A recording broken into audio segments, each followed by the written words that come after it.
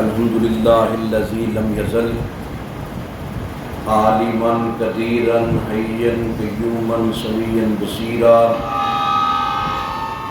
والصلاۃ والسلام علی رسولہ ارسلہ الی الناس کافۃ بشیرا ونذیرا وعلی آلہ وصحبہ کثیرا کثیرا اما بعد فاعوذ باللہ من الشیطان الرجیم بسم اللہ الرحمن الرحیم انا انزلناہ فی لیلۃ القدر صدق اللہ العظیم مولا صلی وسلم دائما ابدا علی حبیبک خیر الخلق کلہم محمد سید الکونین والثقلین والفریقین والروح النجمی ان اللہ وملائکتہ یصلون علی النبی یا ایھا الذین آمنوا صلوا علیہ وسلموا تسلیما صلاۃ و سلام علیک یا سیدی یا رسول اللہ وعلی آلک وصحابک یا خاتم النبیین۔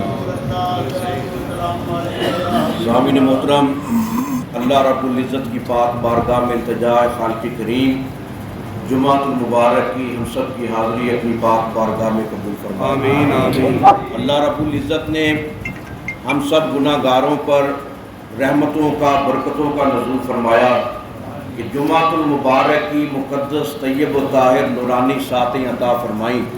رمضان المبارک کا عظیم المرتبت اور جلیل القدر مہینہ جمعۃ الوداع، رمضان المبارک کی نعمتیں رحمتیں، جمعۃ المبارک کی برکت اور رحمت عام دنوں میں تمام دنوں سے افضل اور اعلیٰ شان کا حامل اگر کوئی دن ہے وہ جمعۃ المبارک کا دن ہے، جس کے بارے میں میرے آقا محمد عربی صلی اللہ علیہ وسلم نے یہ ارشاد فرمایا یوم الجمعۃ سید الایام، اگر تمام دنوں کا سردار کوئی دن دیکھنا چاہتے ہو وہ اللہ نے جمعۃ المبارک کو بنایا ہے۔ اور پھر امام فخر الدین رازی رحمۃ اللہ علیہ نے آپ نے یہ ارشاد فرمایا جمعے کو جو خصوصیت ملی ہے، جو عزت و تکریم ملی ہے، وہ عام دنوں سے اس لیے بھی جدا گانا ہے کہ حضرت آدم علیہ السلام اسی پاک دن کو زمین پر بھیجے گئے، اسی پاک دن کو آپ کی توبہ قبول ہوئی، اسی پاک دن کو آپ کا وصال ہوا،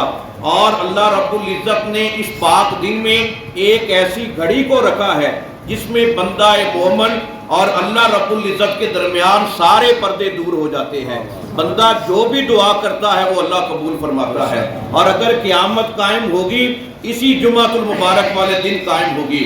اور پھر آپ دیکھیے عبداللہ ابن عمر آپ کا یہ قول امام راضی یہ نقل کرتے ہیں، جب جمعے کا دن آتا ہے خوف خدا کی وجہ سے، ہیبت باری تعالیٰ کی وجہ سے، روب رب عظیم کی وجہ سے ساری کائنات کی مخلوقات، شجر و حجر، جن و انسان، پرندے، ہر چیز، صرف وہ انسان کہ جن کے دل میں خوف خدا کا نور موجود ہے وہ ڈرتے ہیں، کانپتے ہیں کہ آج جمعے کا دن آ گیا ہے، کہیں یہی قوم یوم قیامت نہ ہو۔ ہمیں اللہ کے دربار میں حاضر ہونا پڑے گا، اپنے اعمال کا حساب دینا پڑے گا۔ پھر امام راضی یہ نقطہ اخذ کرتے ہیں اپنے لیے مومن جو ہے، مسلمان جو ہے، جو کلمہ گو، جو ظاہری طور پر کلمہ نہیں پڑھتا، دل کی دنیا کو بھی کلمے کی لذت و حلاوت سے آشنا کرتا ہے، اس کے لیے ہر دن جو ہوتا ہے وہ یوم حساب ہوتا ہے، ہر دن یوم قیامت ہے، ہر دن رب العالمین کے دربار میں حاضر ہونا ہے، اس لیے کہ اس کی کوئی بھی سانس جو ہے وہ اللہ کے ذکر سے غفلت میں نہیں گزرتی۔ اسے کیا پرواہ کس دن قیامت آئے کس دن قیامت نہ آئے، اس کا اٹھنا بھی اللہ کے ڈر میں، بیٹھنا بھی اللہ کے ڈر میں، قیام بھی اللہ کی خشیت میں، رکوع بھی اللہ کی خشیت میں۔ جب بندہ یہ جذبہ محبت پیدا کرتا ہے، اور یہ وہ پاک ایام ہے جو ہمیں اعتکاف کی نوید بھی عطا کرتے ہیں، اور اعتکاف وہ عظیم نعمت ہے کہ معتکف جو اعتکاف کرنے والا ہے اللہ کے دربار میں حاضر ہوتا ہے، مسجد میں اللہ کے گھر میں بیٹھ جاتا ہے، اس کی تمنا یہ ہوتی ہے میرے مولا میں نے اپنی خالی جھولی جو ہے تیرے باب کرم پر، باب رحمت پر پھیلا دی ہے، اور جب مجھے بھیک ملے گی، جب خیر ملے گی، جب خیرات عطا ہوگی، میں اس وقت تیری بارگاہ سے واپس جاؤں گا۔ گویا وہ جھولی پھیلا کر بیٹھا رہتا ہے، بیٹھا رہتا ہے، اللہ کو بھی اپنے اس بندے پر رحم آ جاتا ہے، اللہ کرم کرتا ہے، اے میرے بندے جھولی پھیلانا تیرا کام ہے، جھولی بھرنا رب عظیم کا کام ہے۔ میں نے اپنی نعمتوں، رحمتوں اور برکتوں سے تیری جھولی کو فیض یاب کر دیا ہے، بامراد کر دیا ہے۔ اور یہ ایام نزول قرآن کے ہیں، قرآن مقدس کی تلاوت کے ہیں، قرآن مقدس کی شان کو قلب و نظر میں فیض یاب و بامراد کرنے کے ہیں۔ اور واحد یہ قرآن مقدس کا اعزاز اور اعجاز ہے کہ اللہ رب العزت نے قرآن حکیم کی ابتدا میں، آغاز میں یہ فرمایا الف لام میم ذالک الکتاب لا ریب فیہ، یہ وہ پاک کتاب ہے جس میں کسی قسم کا شک اور شبہ نہیں، شک اور شبے کی گنجائش نہیں۔ اب قرآن مقدس میں سب کچھ ہے، علم بھی ہے، علم بھی ہے، فہم و فراست بھی ہے، عظمت و رفت بھی ہے، شان اور شوکت بھی ہے، نبیوں کے تذکرے بھی ہیں، رسولوں کی کہانیاں بھی ہیں، ہر چیز ہے۔ قیامت تک کے لیے رشد و ہدایت کا ذخیرہ، رشد و ہدایت کا گہوارہ قرآن حکیم ہے۔ لیکن رب العالمین نے یہ فرمایا ذالک الکتاب لا ریب فیہ، یہ وہ پاک کتاب ہے جس میں کسی قسم کا شک اور شبہ نہیں۔ اب کتنی عجیب بات ہے کہ جس نبی پر قرآن نازل ہوا، اگر ہمارا دل اس نبی کی محبت سے خالی ہوگا، اس نبی کی شان کو نہیں سمجھیں گے، قرآن پر ایمان پکا کیسے ہو سکتا ہے؟ قرآن پر ایمان پکا اس صورت میں ہوگا ظاہری طور پر نگاہ قرآن کو دیکھے، دل کی دنیا محمد عربی کے جمال کو دیکھے۔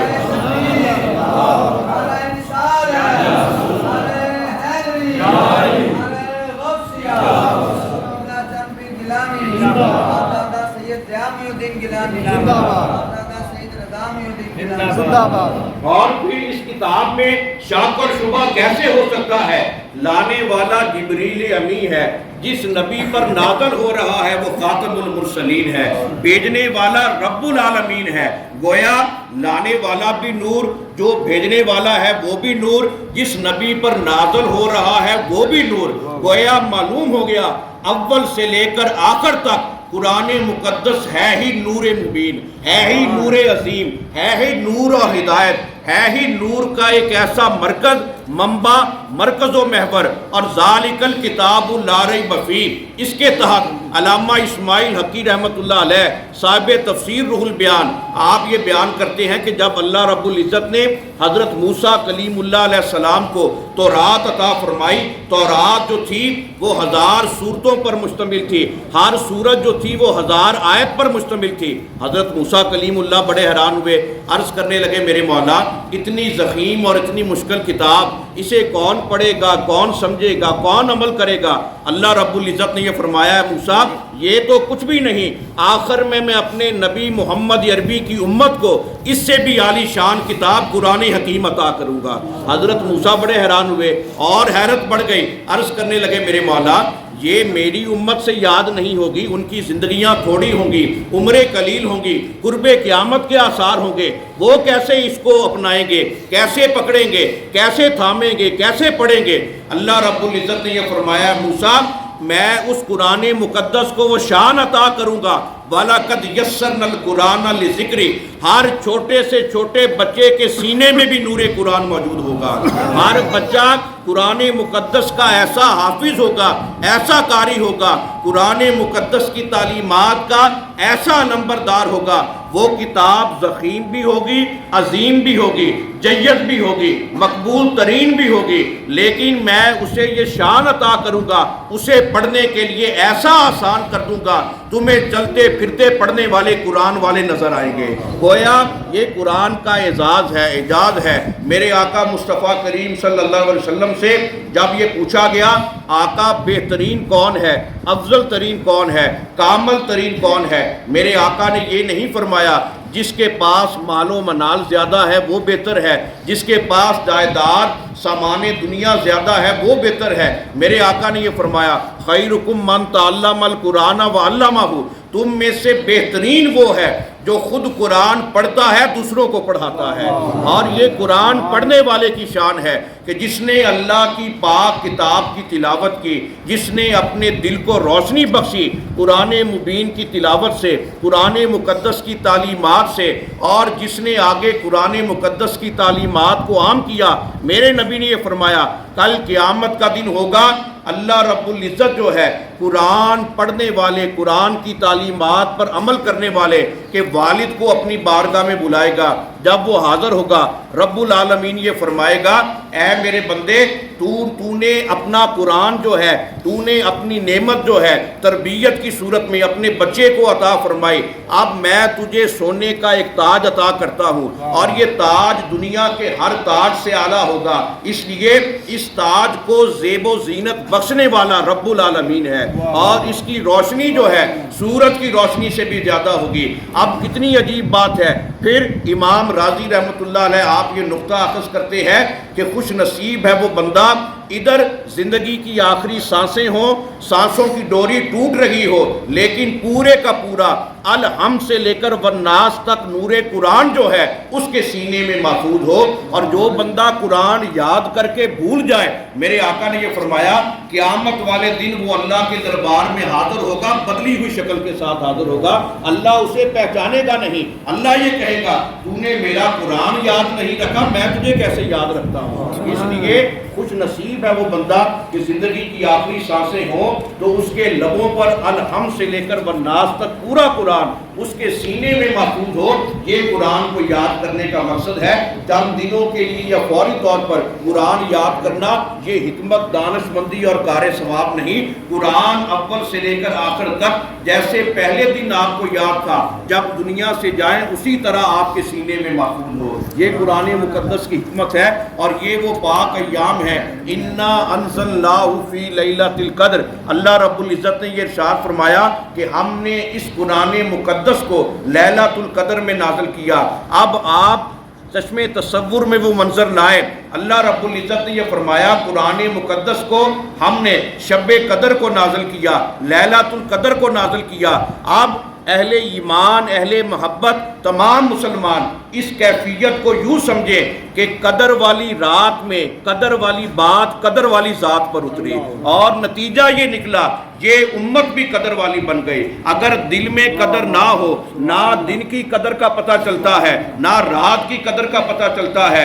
اگر دل میں قدر ہو، اگر دل میں شان کو سمجھنے کی توفیق ہو، ہر دن قدر والا، ہر رات قدر والی. اور حضور غوث اعظم آپ نے یہ فرمایا میرے لیے ہر رات لیلۃ القدر ہے، ہر رات میرے لیے لیلۃ القدر ہے. 3 مرتبہ فرمایا. لوگ بڑے حیران ہوئے، کہنے لگے حضور وہ کیسے؟ لیلۃ القدر تو وہ ہے جو رمضان المبارک کی آخری طاق راتوں میں اللہ نے تلاش کرنے کا حکم دیا ہے.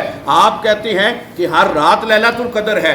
آپ نے یہ فرمایا عبد القادر جیلانی کبھی اپنے رب کی یاد سے غافل نہیں ہوا، میرے لیے تو ہر رات لیلۃ القدر ہے. اس لیے کہ جب بندہ اپنے رب کا ہو جائے، اپنے دل کی دنیا کو ہمیشہ رب سے جوڑے رکھے، رب سے لو لگائے رکھے، ہر دن لیلۃ القدر، ہر رات لیلۃ القدر. اے بندے تیرا وجود لیلۃ القدر، تیرا درود لیلۃ القدر، تیرا مسعود لیلۃ القدر، تیری ہر سانس لیلۃ القدر، تیرا دل لیلۃ القدر، تیرے دل کی ہر دھڑکن لیلۃ القدر، ہر صبح و مساء ہر تسبیح لیلۃ القدر. اگر تیرے دل میں اس رات کی، اس بات کی، محمد عربی کی ذات کی قدر ہے، ایک وقت ایسا آئے گا تو قبر میں بھی چلا جائے گا، اللہ تیری قبر کی بھی قدر کروائے گا. نعرہ تکبیر، نعرہ رسالت، نعرہ رسالت، آستانہ عالیہ غوثیہ قادریہ مصطفیہ زندہ باد. جو اللہ کے ہر دن اور ہر رات کی قدر کرتا ہے وہ قبر میں بھی چلا جائے، اللہ اس کی قبر کی بھی قدر کرواتا ہے. قبرستان بھرے پڑے ہیں، قدر اسی کی قبر کی ہوتی ہے جو اللہ رب العزت کی بارگاہ میں اپنے دل کو ہمیشہ رجوع کے لیے مشغول رکھتا ہے. وہ بندہ صاحب قدر بن جاتا ہے، عزت و تکریم والا بن جاتا ہے، شان اور شوکت والا بن جاتا ہے. اس لیے کہ ہر شب قدر اصغر قدر بدانی، تیرے لیے ہر رات لیلۃ القدر ہے اگر تیرے دل میں اس رات کی قدر ہے. اور صرف یہ مسلمانوں کا المیہ ہے، ورنہ آپ جتنے بھی دوسرے مذہب کے لوگ دیکھیں دیکھیں ادیان عالم کا مطالعہ کریں، آپ کو یہ پتہ چلے گا کہ کسی بھی دین میں یہ تشخص نہیں پایا جاتا کہ مسلمانوں کو جب پتہ چلتا ہے وہ ایک ہی رات پر اکتفا کرتے ہیں، ایک ہی دن کو ایسے سمجھ لیتے ہیں کہ پتہ نہیں دوبارہ کوئی دن نہیں آنا، کوئی رات نہیں آنی۔ یہ ہمارا المیہ ہے، ہم ہر دن کو اپنے لیے نجات کا ذریعہ بنائیں، ہر رات کو بخشش کا سامان سمجھ کر سامنے دیکھیں، ہر گھڑی کو اللہ کی یاد سے مزین کر کے گزاریں، پھر اللہ رب العزت بھی مہربانیوں کا نزول ہمارے اوپر فرمائے گا۔ یہ کوئی دانشمندی نہیں، حکمت نہیں کہ ہم ایک رات میں جاگ جائیں پھر باقی راتیں غافل ہو جائیں، فرض نمازوں میں بھی سستی کریں، نوافل تو ایک طرف رہے، ہم تو فرضوں کی ادائیگی میں بھی غفلت کا مظاہرہ کرتے ہیں۔ اور میرے آقا کریم صلی اللہ علیہ وسلم نے یہ فرمایا، مومن کی شان یہ ہے، اس کی جلوت بھی جدا گانا، اس کی خلوت بھی جدا گانا، اس کا ظاہر بھی بے مثال، اس کا باطن بھی بے مثال، اللہ اسے وہ عالی شان مقام عطا کرتا ہے، چاہے رمضان ہو یا غیر رمضان۔ مومن جو ہے نیکی کا منبع ہوتا ہے، مومن جو ہے اچھائی کا سرچشمہ ہوتا ہے، وہ محمد عربی کی سیرت کا آئینہ دار ہوتا ہے۔ رمضان آئے اس نیکیوں میں نور تو بڑھ جاتا ہے، نیکیوں میں کمی نہیں آتی، رمضان چلا جائے نور میں اضافہ ہوتا ہے، نیکیوں میں کمی نہیں آتی۔ پھر مولانا روم نے یہ تشبیہ دی ہے، چند دنوں کے لیے نیک بن جانا، یہ بندہ جو ہے کس کو دھوکہ دیتا ہے؟ یا اپنے آپ کو دھوکہ دیتا ہے، اپنے نفس کو دھوکہ دیتا ہے۔ رب العالمین تو علام الغیوب ہے، وہ تو بندے کی تخلیق کرنے والا ہے، ہر چیز کو جاننے والا ہے۔ پھر بندہ فریب کس کو دیتا ہے؟ چند دنوں کے لیے نیک بن جانا۔ بھیڑیا جو ہے اگر کسی جانور کو اپنے دام میں پھنسانا چاہتا ہے، وہ بھی چند دنوں کے لیے شریف اور نیک بن جاتا ہے۔ مومن کی یہ شان نہیں ہونی چاہیے، رمضان ہو یا غیر رمضان، اس کا سر ہمیشہ اللہ کے دربار میں پیش رہنا چاہیے، اس کا دل کی ہر دھڑکن، ہر سانس جو ہے اللہ رب العزت کے دربار میں مشغول صبح و مساء ہونی چاہیے۔ یہ مومن کی شان ہے۔ اور لیلۃ القدر کی نہ میرے آقا نے نشاندہی فرمائی، نہ ہی بزرگان دین اور محدثین امت نے فرمائی، نہ ہی اللہ رب العزت کی بارگاہ سے حکم آیا۔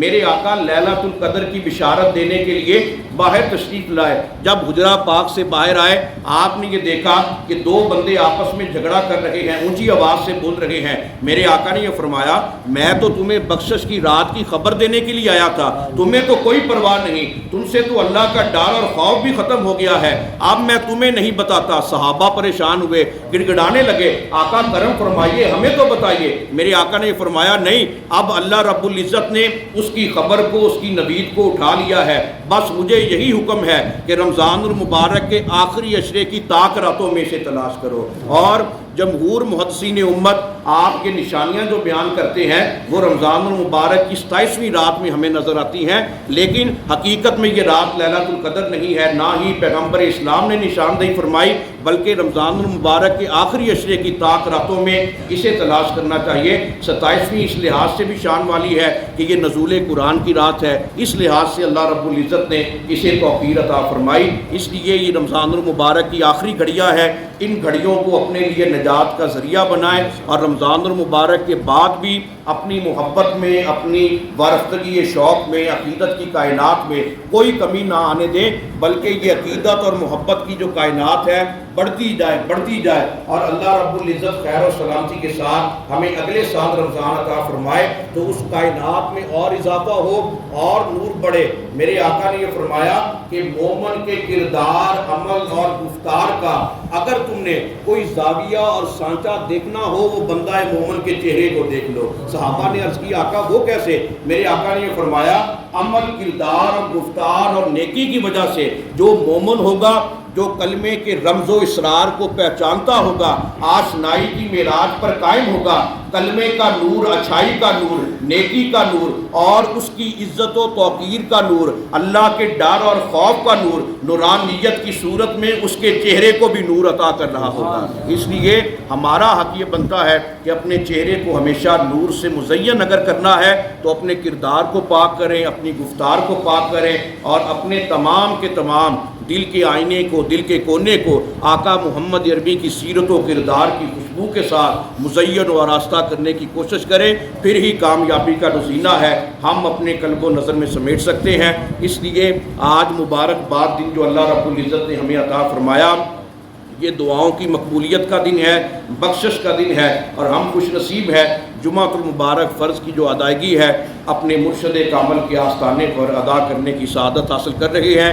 یہ کرم در کرم ہے، سعادت در سعادت ہے، تو اس خوش نصیبی کو غنیمت سمجھتے ہوئے اپنے گناہوں کی معافی مانگے، توبہ استغفار کرے۔ اور میں اکثر یہ عرض کیا کرتا ہوں اور ہمیشہ یہ کہا کرتا ہوں، گناہوں کی معافی کا اور بخشش کا سب سے بڑا ذریعہ جو ہے وہ مرشد کامل کی بارگاہ ہے، پیر کامل کا وسیلہ ہے۔ لیکن میرے آقا نے یہ فرمایا، توبہ کو کبھی مذاق نہ بناؤ کہ ایک مرتبہ توبہ کرتے ہو پھر وہی گناہ کرتے پھر توبہ کرتے ہو، ایسا اللہ رب العزت توبہ قبول نہیں فرماتا، یہ اس کی شان بے نیازی ہے۔ توبہ کرو، انسان خطا کا پتلا ہے، اور چھوٹے موٹے جو گناہ ہیں وہ سرزد ضرور ہو جائیں، لیکن پچھلے گناہوں پر ندامت ہو اور آگے سے نیک بننے کا عہد ہو، اور یہ ایک ہی مرتبہ زندگی میں توبہ کی جائے، یہ حقیقی توبہ ہے۔ اور اس کے لیے سب سے بڑا وسیلہ مرشد کامل کی ذات ہے۔ ہم خوش نصیب ہیں، مرشد کامل پیر سید محمد مصطفیٰ گیلانی قادری المعروف حضرت پیران پیر پوترا رحمۃ اللہ علیہ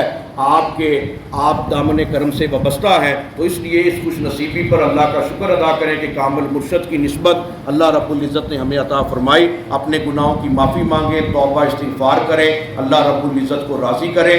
اللہ رب العزت کی پاک بارگاہ میں التجا ہے خالق کریم ہم سب کا خاتمہ ایمان پر فرمائے۔ آپ تمام پیر بھائی جس طرح جمعۃ المبارک دربار عالیہ پر محبت کے ساتھ ادا کرتے ہیں، عید الفطر کی نماز جس دن بھی ہوئی، عید کی جو نماز ہے صبح 8 بجے اسی مقام پر دربار عالیہ پر ادا کی جائے گی۔ آپ تمام پیر بھائی خوشی کے اس موقع پر اللہ کی بارگاہ میں سجدہ شکر ادا کرنے کے لیے عید کی نماز جو ہے صبح 8 بجے دربار عالیہ پر ادا کرنے کی سعادت حاصل کریں۔ اللہ رب العزت ہم سب کی کامل توبہ کو اپنی پاک بارگاہ میں قبول فرمائے۔ وما علینا الا البلاغ المبین۔